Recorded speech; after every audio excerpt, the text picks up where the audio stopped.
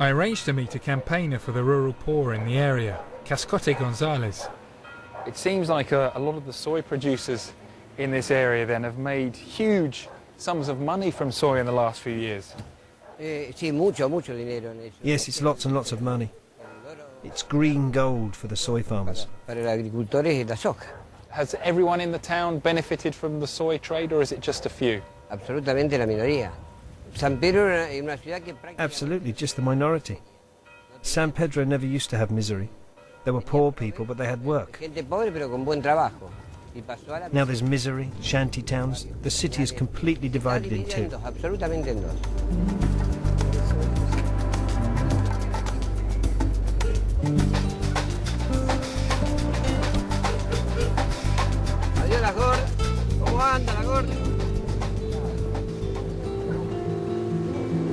Increasing production of soy to feed pigs and cattle for meat in the West and in China means that less land will be used for crops like wheat and corn.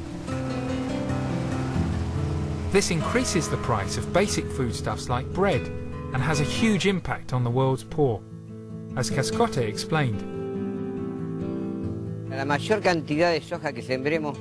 The more soy that is grown in fertile countries which used to grow food for people, it's going to bring problems of hunger, not just for Argentina, but for the whole world.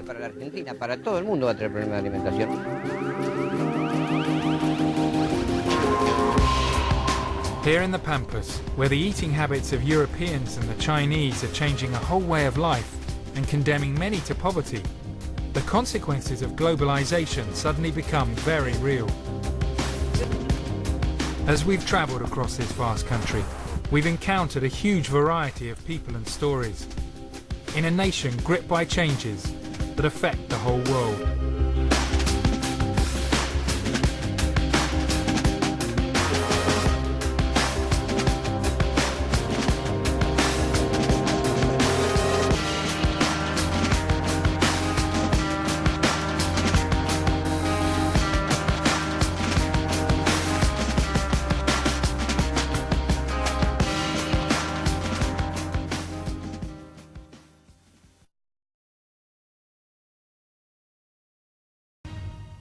Argentina, vast country, small population. Half the nation's 40 million residents live in the capital, Buenos Aires, leaving many other parts of the country virtually deserted. So, how do you break down that isolation? Well, the Argentinian Education Ministry hopes that radio can provide the answer.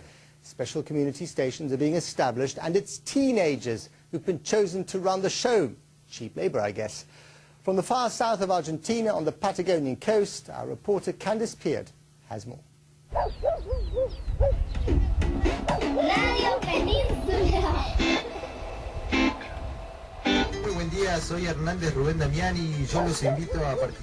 There's not much to do in Puerto Pyramides. The village has a population of less than 400 people. The tourists come for the whale watching, but the winters are long and cold, and if you're growing up here, life can be boring. But things have been changing. Backed by the Ministry of Education, there's a new radio in town playing 24 hours of sports, health, arts and interviews with lots of music in between. But this is no ordinary radio station. The technicians, the presenters and the reporters are all teenagers. So this is Peninsula School Radio in Puerto Pyramides in Patagonia, and it's a radio run by teenagers for the village. And as you can tell, it's a very small station. We've got Lautero here running the desk, small mixing desk, and you've got Vicky there reading stories to kids. And with me here is Eileen Evore Montero. She's one of the presenters of the children's show this afternoon. She's about to read a story to the children listening to the radio. My life has changed a lot. I've got things to do, more responsibility. I have to be on time. You have to be more organised. Many of the students have found a new confidence. These two 16-year-olds running the football news slot have won a scholarship to study sports journalism. Talking, that was the main problem. None of us wanted to talk on the radio, but we got used to it slowly, and we relaxed and got more confident at the microphone.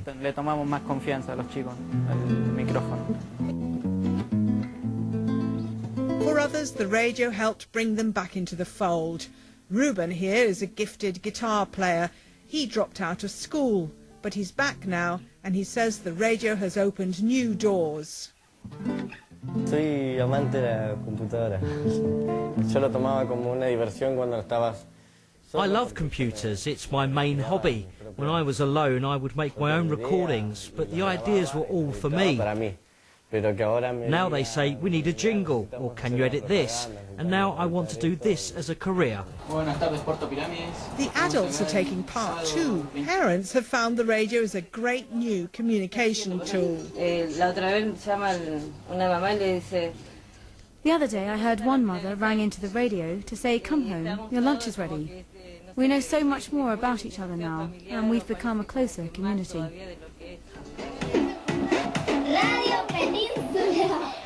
We want to keep on these kind of projects. We don't know if all small towns need radios, but whatever they need, we want to show this model as an example to improve the quality of life in small towns by trusting adolescents to work on that.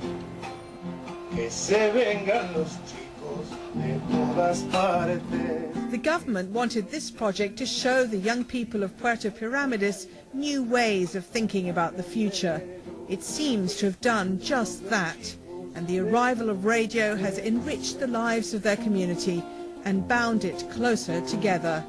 Candice Piet, BBC News, Argentina. When it comes to young people seeking new opportunities, it seems that more and more Chinese students are finding their place at liberal arts universities right here in the US. On our website, we have a special report looking at the rising trend, and you can hear from the students taking advantage of these new opportunities. The whole culture is so new to me, and this small campus really helped during my first year while I was adopting all of these new values that I didn't have in my own culture. And to hear the full report, simply go to bbc.com/World News America. Welcome back. The gaucho is to Argentina what the cowboy is to America. Hero of the 19th century novel, a fighter, a poet, a man as free as the wind on the Pampas plains. The gaucho is in fact the lonely tough guy. But as Candice Piet reports, they've become an endangered species in a world where economic reality impinges on even the most carefully tended national myth. Cattle ranching is an essential part of the Argentine economy. It's deeply ingrained in the culture. These heifers will provide top-quality beef for export and the Argentine table. And at the heart of the culture is the figure of the gaucho, the solitary cowboy celebrated in song and literature for hundreds of years.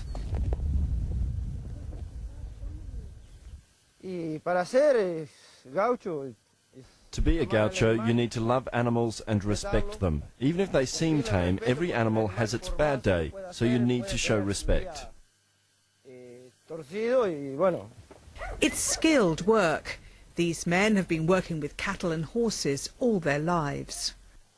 The gauchos here are branding cattle today, and their skill as horsemen and their countryside knowledge and their tradition is very much alive here in Argentina today. But the question is, will this tradition survive the revolution of soya?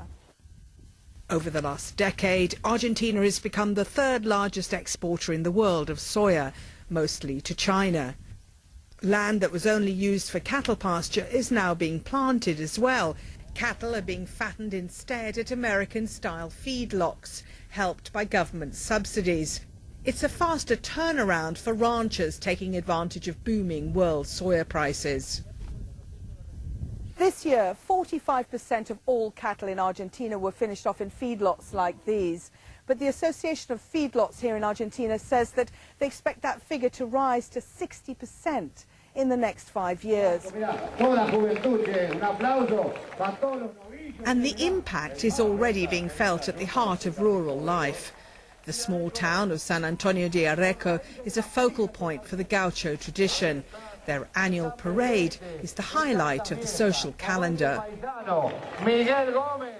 Miguel Gomez has been working for 60 years as a gaucho. Every year he shows his horses at the festival. Soya is killing off gaucho culture. I look after 5,000 hectares, 3,000 are now soya. All of the good land goes to soya. I think a lot of our tradition and skills will die out. But for the younger generation, the changes in agriculture are saving rural jobs. Jonathan Greco works on a local feedlot.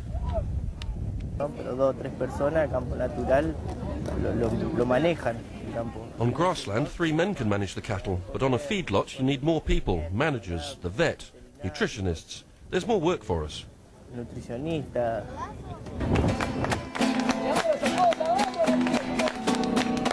Like the American cowboy before him, the Argentine gaucho is having to change with the times.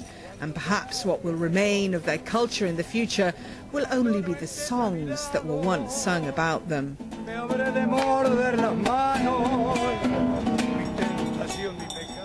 Candice Piet, BBC News, Buenos Aires.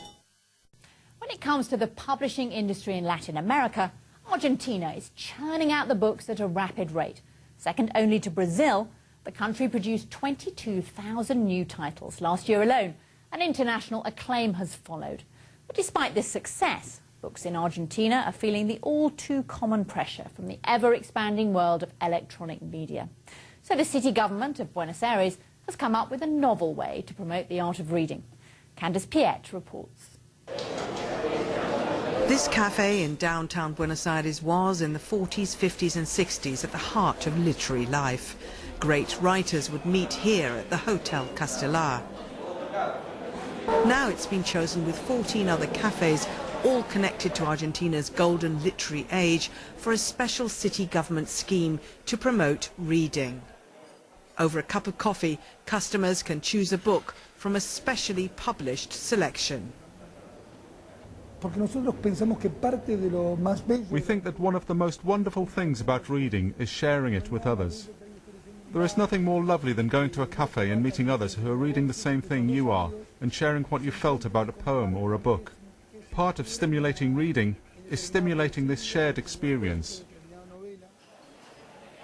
But these are no ordinary airport thrillers. They're the collected works of one of Latin America's most brilliant and complex writers, Jorge Luis Borges, immortalized rather luridly here at the Café Tortoni.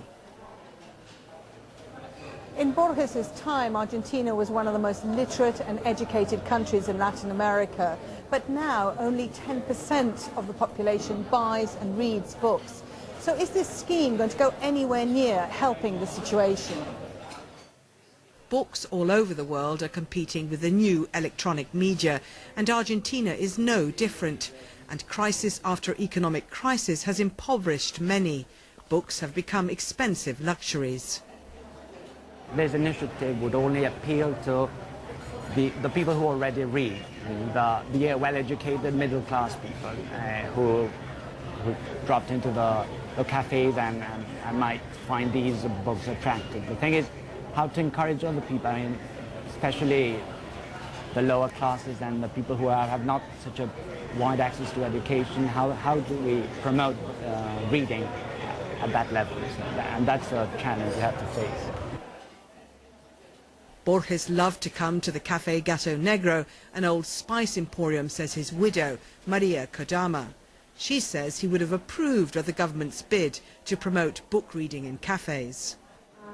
From his earliest years in his youth, in Spain and in Geneva and in Buenos Aires, he spent many hours talking and discussing literature with friends in different cafes. The city authorities say other writers, both national and foreign, will be going onto their new cafe bookshelves next. The collections are going into the city libraries too. It's all part of a plan to promote reading ahead of the Frankfurt Book Fair in October. This year, Argentina is the guest of honour. But it may take much more than all this to get the general Argentine public reading again. Candice Piet, BBC News, Buenos Aires. Wheat and corn. This increases the price of basic foodstuffs like bread and has a huge impact on the world's poor, as Cascote explained. The more soy that is grown in fertile countries which used to grow food for people, it's going to bring problems of hunger, not just for Argentina, but for the whole world.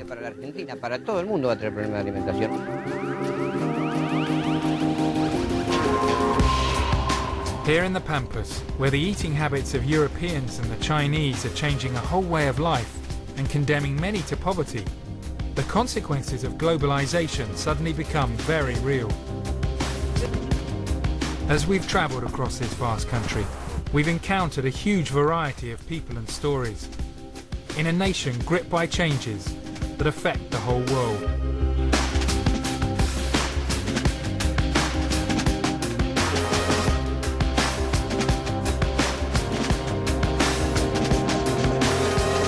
Misery. There were poor people, but they had work. Now there's misery, shanty towns. The city is completely divided in two.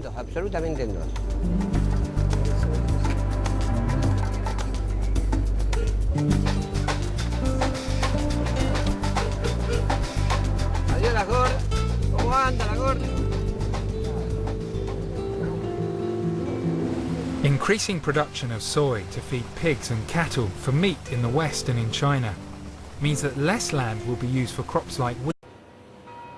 I arranged to meet a campaigner for the rural poor in the area, Cascote Gonzalez. It seems like a lot of the soy producers in this area then have made huge sums of money from soy in the last few years. Yes, it's lots and lots of money. It's green gold for the soy farmers. Has everyone in the town benefited from the soy trade, or is it just a few? Absolutely, just the minority. San Pedro never used to have milk.